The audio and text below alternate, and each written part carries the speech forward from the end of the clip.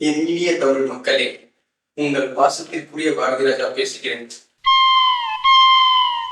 குயில் பாட்டு போ அப்படின்னு சொன்னாலே நமக்கு ஒரு எக்ஸைட்மெண்ட் வருதுல்ல. ஸோ இன்ட்ரோல கொஞ்சம் ரொம்ப ஓவரா இருக்குல்ல. ஸோ நம்ம பேச போறோட ஆளும் ரொம்ப ஓவரான ஆள் அப்படின்றதால, ஸோ ஓவர்ன்றதால நான் என்ன சொன்னா ஒரு அவ்வளோ சூப்பரான ஒரு விஷயம் பேசியிருக்காரு, செஞ்சிருக்காரு, எடுத்திருக்காரு அப்படின்ற மாதிரி நம்ம பேசும்போது, ஸோ பாரதி ராஜா அப்படின்னு நம்ம எடுத்துட்டாலே நம்ம மோஸ்ட் ஆஃப் த ஆளுங்கெல்லாம் என்ன தெரியும், கிராமத்து படம் எடுப்பாரு, ஒரு கல்ச்சர் பேஸ்ட், ஒரு கிராமத்து கல்ச்சர் பேஸ்டான ஒரு படத்தை அவரை மாதிரி யாராலுமே எடுக்க முடியாது. தேவையெல்லாம் பேசிக்கிருக்கா பிலிக்ஸ் போயிரு. பிலிக்ஸ் தேவையெல்லாம் பண்ணிக்கிருக்க, போயிடுறா தம்பி, போயிரு அப்படின்னு சொல்லிட்டு இப்ப இருக்கிற ஒரு நம்ம ஒரு ஓரளவுக்கு ஒரு 90s கிட்ஸ் அபோ அப்படி இருக்கிறவங்களுக்கு வந்து அவ்வளவுதான் தெரியும். சோ ஆனா ஒரு 70s 80s பீரியட்ல பண்ண சம்பவங்கள் சரித்திரங்கள்லாம் நிறைய இருக்குது. சோ அதெல்லாம் உங்ககிட்ட நான் ஷேர் பண்ணிக்கணும் அப்படிங்கிற மாதிரி யோசிச்சேன். அந்த சம்பவங்கள் அது மட்டும் நல்லா அவரோட சேர்ந்து இளையராஜா 70s 80sனாலே இளையராஜா எல்லாம் எப்படி இருக்க முடியும் அப்படின்ற மாதிரி யோசிச்சு, சோ நாம பண்ண போது இப்போ பாரதி ராஜா காம்போ வித் இளையராஜா.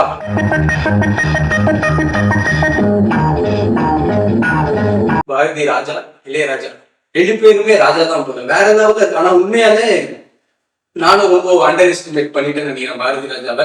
ஏன்னா அவர் வந்து நாங்க சொன்ன கிராமத்து படம் நிறைய எடுத்திருக்காரு, அவர்தான் சூப்பர் கிங்னு சொல்லிட்டு அவர்தான் யோசிச்சானா, அவர் என்னை கேட்டா இந்தியாவிலேயே one of the most versatile director அப்படின்னு சொல்லிட்டு நம்ம தைரியமா இந்தியாவில இவ்வளவு வெர்சடைலா இவ்வளவு வெரைட்டியா ஒரு படத்தை 70s 80s பீரியட் அவர் பண்ண சம்பவங்கள் உண்மையாலே என்னால அன்இமேஜினபிள்.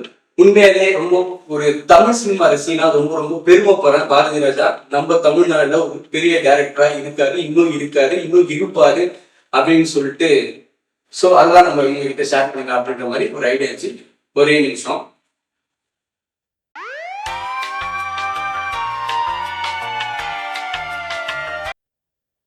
சோ இது என்னன்னா, அவங்க பண்ண காம்போன்னு சொல்லிட்டு அவங்க பண்ண ஒரு 5 படம் 6 படம் அப்படின்னு சொல்லிட்டு தான் மேக்சிமம் இருக்கும்னு நம்ம யோசிச்சு பார்த்தா 20 படம் பண்ணியிருக்கிறாங்க. நம்ம அதெல்லாம் மனப்பாடம் பண்ணிலாம் நம்மளால பேச முடியாது. ஆல்ரெடி பேசிக்கா ஒரு லாஸ்ட் பெஞ்சர் அப்படின்றதால நான் எக்ஸாம் இருந்தாலே கடைசி ஒரு வாரத்துல படிச்சு பாஸ் ஆகிற டைப்பு. ஸோ அதனால உங்களோட பெர்மிஷனோட நான் விட்டு அடிக்க போறேன். So if you don't mind.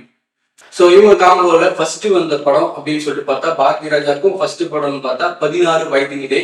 அந்த படத்துல ஆல்மோஸ்ட் எல்லா பாட்டுமே வேற லெவலில் இருக்கும். அதுல ஃபர்ஸ்ட் பாட்டு வந்து செந்தூர பூவே அப்படின்னு சொல்லிட்டு ஒரு ஹீரோயின் இன்ட்ரோடக்ஷன் சாங் அப்படின்ற மாதிரி.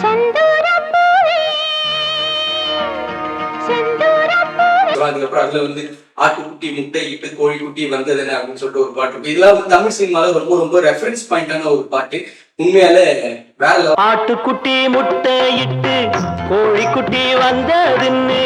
அதுக்கப்புறம் வந்து மஞ்சள் கிளி அப்படின்னு சொல்லிட்டு ஒரு பாட்டு இருக்கும். அது வந்து ஒரு மாதிரி இந்த திருவிழா அந்த ஜோன்ல இருக்கிற பாட்டு. அப்ப இருக்க பீரியட்ல உண்மையில வேற லெவல் இருக்கும்.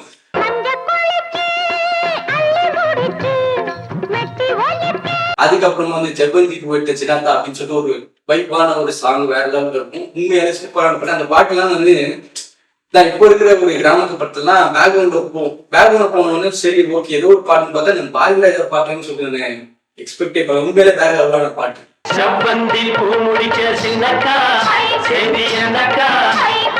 ஸோ அதுக்கப்புறமா கிழக்கே போகும் ரயில் அப்படின்னு சொல்லிட்டு இவங்க காம்போல 2வது படம். அந்த படத்துலையும் ஆல்மோஸ்ட் எல்லா பாட்டுமே ஓரளவுக்கு சூப்பரான பாட்டு. அது வந்து பூவரசந்து பூத்தாச்சு பொண்ணுக்கு செய்தி வந்தாச்சு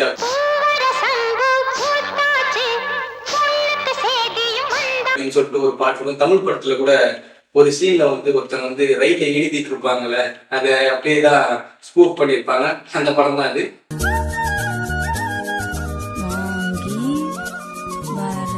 பாட்டு உண்மையாலே வேற மாதிரியான ஒரு பாட்டு. பூவரசந்து பூத்தாச்சு அதே female introduction song kind of one side love அப்படின்ற மாதிரி சொல்லிக்கலாம். அதுக்கப்புறம் அதே படத்துல வந்து கோயில் மதி ஓசை தானே கேட்டதாரோ அது வந்ததாரோ பாச்சு அப்படின்ற மாதிரி இவரோட லாலினா ராஜா கூட சொல்லுவாங்க சுதாகர் அவர் நடிச்ச படம் தான். உண்மையிலே வேற லெவல் இருக்கும் அந்த பாட்டம். கோவில் மணி ஓசை தன்னை கேட்டதாரோ. அதுக்கப்புறமா அதே படத்துல வந்து மாஞ்சோலை கிளிதானோ அப்படின்னு சொல்லிட்டு ஒரு பாட்டு இருக்கும். அது உங்களுக்கு மாதிரி சூப்பரான ஒரு பாட்டு. Reference point of songs. மாஞ்சோலை கிளிதானோ மாந்தானோ. அதுக்கப்புறமா புதிய வார்ப்புகள் அப்படின்னு சொல்லிட்டு ஒரு படம். அந்த படத்துல வந்து பாக்கியராஜும் இன்னொருத்தவங்க நடிச்சிருக்காங்க. உண்மையாலே சூப்பரான 2 பாட்டு இருக்கு. அந்த படத்துல எனக்கு ரொம்ப ரொம்ப பிடிச்சி போச்சு அந்த பாட்டு. இந்த பாட்டுலாம் வந்து நம்ம கேட்டிருப்போம் சின்ன வயசுல இருந்து வளர்க்கும் போதோ எப்படியோ நம்ம வீட்டுல அப்பா அம்மா கேட்டோம் அப்படின்னு கேட்டிருப்போம். ஸோ அதுதான் நாங்க வந்து ஒரு நாஸ்டாலஜிக் ஃபீல் அப்படின்ற மாதிரி கூட சொல்லலாம். அந்த மாதிரி நீங்க ஷேர் பண்ணிக்கலாம். அதுல வந்து நம்தன தாளம் வரும் அப்படின்னு சொல்லிட்டு ஒரு பாட்டு. இப்போ கூட தமிழ் சினிமா அந்த பாட்டு காமெடி சினிமா பேக்ரவுண்ட்ல மியூசிக் போட்டு ஒரு விஷுவல் பண்ணி இப்போ வரைக்குமே ஒரு ஸ்பூஃப் பண்ணுவாங்கல்ல, அதுதான் பேரடி.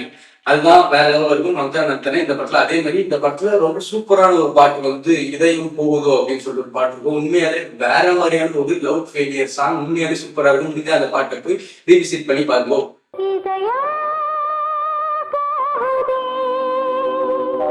அதுக்கப்புறமா நிறமாறாத பூக்கள் அப்படின்னு சொல்லிட்டு அதே இந்த கேட்கே போகும் ரயில் காம்போ மறுபடியும் இன்ட்ரடியூஸ் பண்றாருன்னு சொல்றாரு. ரீஇன்ட்ரடியூஸ் அப்படின்னு சொல்லலாம். இப்படி பண்றதுல வந்து அதுல வந்து மோஸ்ட் ஆஃப் த சாங்ல வந்து எனக்கு பிடிச்சது வந்து முதலாக அப்படின்னு சொல்லிட்டு ஒரு பாட்டு இருக்கும். அதுக்கு மேல ஒரு மாதிரி சூப்பரா இருக்கும் பாட்டு. அப்படியும் 2 பாட்டு இருக்கும். அது மேக்சிமம் பெருசா எனக்கு ஒரு மாதிரி கனெக்ட் ஆகலாம். நான் அந்த பாட்டு உண்மையில வேற மாதிரி இருந்துச்சு.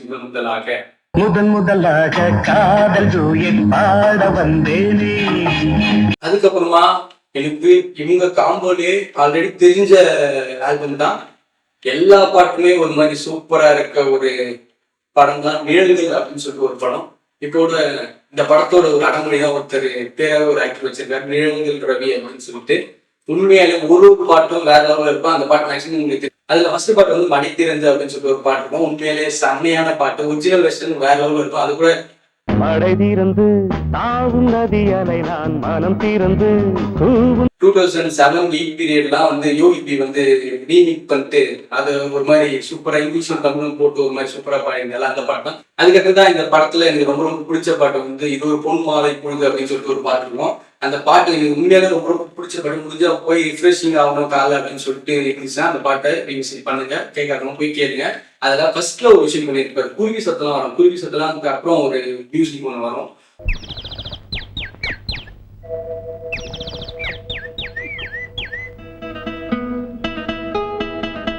உண்மையாலே வேற மாதிரி இருக்கும். மழை திறந்துலேயே ஓப்பனிங் பிஜிஎம் உண்மையாலே வேற லெவலில் இருக்கும். ஸோ அப்படி இருக்கும்போது இந்த சாங் எனக்கு ரொம்ப ஃபேவரட். அதுக்கப்புறம் ரொம்ப அண்டர்ரேட்டடான ஒரு சாங் இந்த ஆல்பம்ல அப்படின்னு சொல்லிட்டு பார்த்தா தூரத்தில் நான் கண்ட அப்படின்னு சொல்லிட்டு ஒரு பாட்டு இருக்கும். உண்மையாலே வேற லெவலில் இருக்கும். முடிஞ்ச அந்த பாட்டு போய் கேட்டு பாருங்கள்.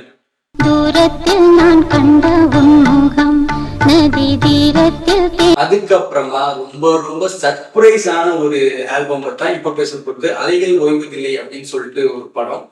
அந்த படத்துல உண்மையாலே ஒரு மாதிரி வேற மாதிரியான ஒரு பாட்டு. உண்மையில ஆல்பமே இந்த ஆல்பம் ஒரு ஃபுல் ஆல்பம் ரொம்ப பிடிச்ச பாட்டா இருக்குல்ல உண்மையாலே அந்த பாட்டுனா அது அலைகள் ஓய்வதில்லை. அதுல ஒரு ஃபர்ஸ்ட் பாட்டு வந்து புத்தம் புது காலை அப்படின்னு சொல்லிட்டு ஒரு பாட்டு. கூட புத்தம் புது காலை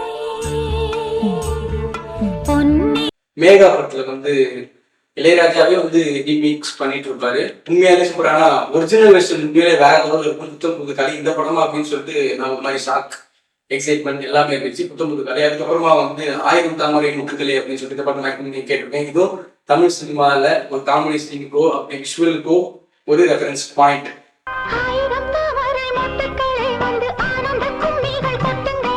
பேக்ரவுண்ட் பாட்டு போட்டு அதெல்லாம் பண்ணி ஒரு மாதிரி வேற லெவலில் இருக்கும். 1000 தாமரை முட்டுக்கலை. அதுக்கப்புறம் வந்து காதல் ஓவியம் சொல்லிட்டு அதுவும் ஒரு மாதிரி சரியான பாட்டு. உண்மையாலே வேற மாதிரியான ஒரு பாட்டு. காதல் ஓவியம் அப்படின்னு சொல்லிட்டு அதுவும் ஒரு மாதிரி வேற லெவலில் இருக்கும்.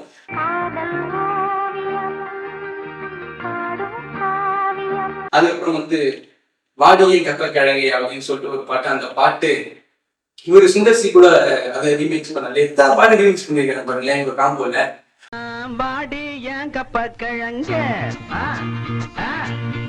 உண்மையிலே வேற மாதிரியான ஒரு பாட்டு வாடியை கப்ப கிழங்கை. ஒரிஜினல் வெர்ஷன் சொல்றேன். உண்மையிலே அந்த கழுத சத்தத்தெல்லாம் வச்சு ஒரு விஷயம் பண்ணி சூப்பரா இருந்த பாட்டு. வீடியோ மாதிரி பண்ணாவே. அதுக்கப்புறம் வந்து விழின்னு ஒரு பாட்டு இருந்து இதை பார்த்தா எனக்கும் புதுசா கேட்குது. ஆனா நல்லா இருந்துச்சு. இதெல்லாம் வந்து எனக்கு தெரிஞ்சு அதான் எப்படி சொல்றேன் காசாகும் போது வளரும் போதே கேட்ட பாடங்கள் இதெல்லாம் எப்படின்னா நம்ம காதுல நமக்கு அந்த நாஸ்டாலஜிக் ஃபீல் வர மாதிரி. விழின்னு வந்து எனக்கு பெருசா இப்பதான் புதுசா கேட்குற மாதிரி இருந்துச்சு. ஸோ விழி.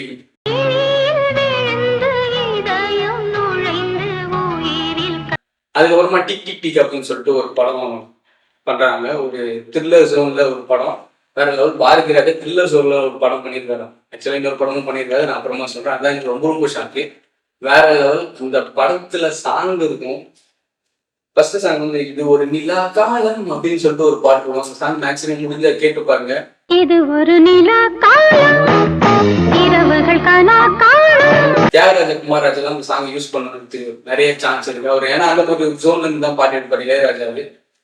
சரியான பாட்டு இது ஒரு நிலா காலம். அதுக்கடுத்து வந்து இன்னொரு பாட்டு வந்து நேற்று இந்த நேரம் அப்படின்னு சொல்லிட்டு எனக்கு ரொம்ப ரொம்ப பிடிச்ச பாட்டு. அந்த பாட்டு கேட்டு பாருங்க. சவுண்டிங்கா வேற லெவல்ல இருக்குங்க. சான்ஸே கிடையாது. நேற்று இந்த நேரம் ஆற்றங்கரையோ. அதுக்கப்புறமா புதுமை பெண் அப்படின்னு சொல்லிட்டு ஒரு படம். அந்த படத்துல இந்த பாட்டா அப்படின்னு சொல்ற மாதிரி படத்தோட டைட்டிலுக்கு ஏற்ற மாதிரி ஒரு பாட்டு வேற லெவல்ல இருக்கும். ஒரு தென்றல் அப்படின்னு சொல்லிட்டு ஒரு பாட்டு இருக்கும். அந்த பாட்டு நான் இப்ப சொல்லும்போது உங்களுக்கு தெரியாது. அந்த பாட்டு போய் கேட்டு பாருங்க. ஒரு சரியான ஒரு மோட்டிவேஷனல் சாங் அப்படின்னா அந்த பாட்டு தான். அந்த பாட்டு இந்த படத்துலயே அப்படின்னு சொல்லிட்டு எனக்கு பயங்கர ஷாக்.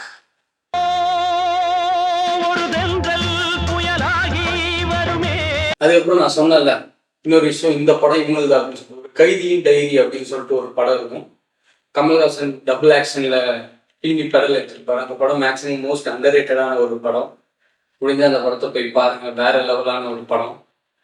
அதுதான் ஃபர்ஸ்ட் அந்த ப்ராஸ்டிக் மேக்கப்லாம் போட்டேன் அப்படின்னு கமலே ஒரு இன்டர்வியூல சொல்லியிருப்பாரு. ஏன்னா நம்மளுக்கு இந்தியன் சினிமாலே தெரிஞ்சது வந்து ப்ராஸ்தட்டிக் மேக்கப் வந்து இந்தியன் தான். அதுவும் கமல் தான் அது முன்னாடியே பண்ணியிருக்கான்னு அது மேக்ஸிமம் தெரியல அப்படின்னு சொல்லிட்டு ஒரு விஷயம் சொல்லியிருப்பாரு. சரியான படம் ஒரு கைதியின் டைரி. வயசான ரோல்ல ஒண்ணு நடிச்சிருப்பாரு. அதுக்கப்புறமா யங் ரோல்ல சூப்பரான படம். படத்தை பத்தி நான் பிரீஃபா பேசலாம். எங்கடா என் பையன்? Where is my son? அதுக்கப்புறம் வந்து பொன்மானே அப்படின்னு சொல்லிட்டு ஒரு பாட்டு இருக்கும்.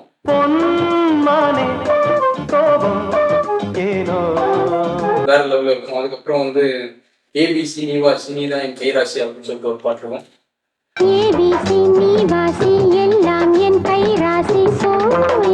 அதுவும் வேற லெவல்ல இருக்கும். அதுக்கப்புறம் இது ரோசா பூவு அப்படின்னு சொல்லிட்டு ஒரு பாட்டு இருக்கும். அதுவும் பயங்கரமா இருக்கும்.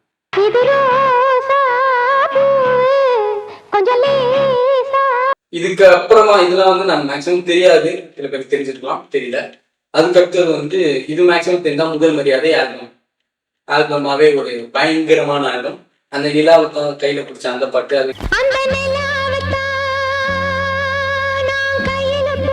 அதுக்கப்புறமா வந்து எட்டு பேர் வாசம்,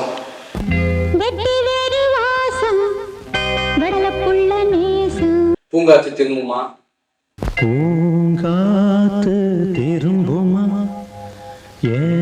அப்புறம் வந்து இன்னொரு பாட்டு இருக்கும் ராசாவை உன்ன நம்பி அப்படின்னு சொல்லிட்டு ஒரு பாட்டுக்கும் வேற இருக்காங்க.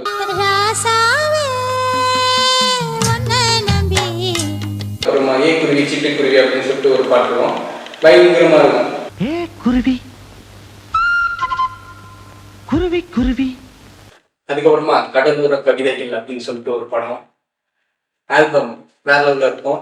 அடி ஆத்தாடி, குடியிலே மல்லிகைப்பூ, அப்புறம் வந்து தாஸ் தாஸ் சின்னப்ப தாஸ் தாஸ் அப்படின்னு சொல்லிட்டு ஒரு பாட்டு இருக்கும். அதுக்கப்புறமா வந்து பொடி நடையா போறவர் அப்படின்னு சொல்லிட்டு ஒரு பாட்டு. அப்புறம் வந்து போகுதே போகுதே பைங்கி அப்படின்னு சொல்லிட்டு ஒரு பாட்டு. அதுக்கப்புறமா வந்து அவ்வளவுதான். அடியாத்தாடி சோலோ விஷயம் ஒன்று இருக்கும். அதையும் சொல்லணும்னு அவசியமா சொல்லிட்டேன். அதுக்கப்புறமா வேத புதிது அப்படின்னு சொல்லிட்டு ஒரு படம். அதுல வந்து கண்ணுக்குள் 100 நிலவா அப்படின்னு சொல்லிட்டு ஒரு படம். இந்த பாட்டு மேக்ஸிமம் தெரியும். கண்ணுக்குள் 100 நிலவா, இது ஒரு கனவா. அப்புறம் வந்து புத்தம் புது ஓலைன்னு ஒன்று இருக்குது. அது மேக்ஸிமம் கேட்டது கிடையாது. புத்தம் புது ஓலை வரும் இந்த பூவுக்கு ஒரு. அதுக்கப்புறமா லாஸ்ட் பட் நாட் லீஸ்ட் அப்படின்ற மாதிரி இன்னொரு காம்போல அடுத்த லாஸ்ட் சாங் வந்து கொடி பறக்குது அப்படின்னு சொல்லிட்டு ஒரு படம். இந்த படம் இவர் தான் சொல்லிட்டு எனக்கு ரொம்ப ரொம்ப ஒரு சர்ப்ரைஸான ஒரு விஷயம். அது வந்து டிபிக்கல் ரஜினி படம் மாதிரி அது கொடி பறக்குது. அதை பாரதி ராஜா எடுத்திருக்காரு அப்படின்னு சொல்லிட்டு ஒரு இது இருந்துச்சு. அது சூப்பரா இருக்கும் ஒரு பாட்டும். அதுல வந்து ஓ காதல் எண்ணெய் அப்படின்னு சொல்லிட்டு ஒரு பாட்டு இருக்கும். அதுவும் வேற லெவல் இருக்கும். Female song. அப்புறம் வந்து சேலைக்கட்டம் அப்படின்னு சொல்லிட்டு ஒரு பாட்டு வேற லெவல் இருக்கும். சூப்பரான பாட்டு. எங்க அப்பா ரொம்ப பிடிச்ச பாட்டு சேலை கட்டம். அதுக்கடுத்தது வந்து அன்னை மடியில் அப்படின்னு சொல்லிட்டு ஒரு பாட்டு இருக்கும். Mummy song. அது ஓரளவுக்கு ஆவரேஜா தான் இருக்கும். சேலை கட்டும் பெண்ணுக்கு ஒரு வாசம் உண்டு கண்டதுண்டா. இதுதான் இவங்க காம்போல ஒரு பயங்கரமான சாங்ஸ். நான் சொன்ன சாங்லாம் நான் கொஞ்சம் ரொம்ப ஸ்பீடா சொல்லிட்டேன். பிரீஃபா சொன்னா நீங்க 30 நிமிஷம்லாம் போச்சுன்னா வீடியோ பார்ப்பீங்களா அப்படின்ற மாதிரி ஒரு பாயிண்ட் ஆஃப் வந்ததால கொஞ்சம் தப்பு சொல்லிட்டேன்.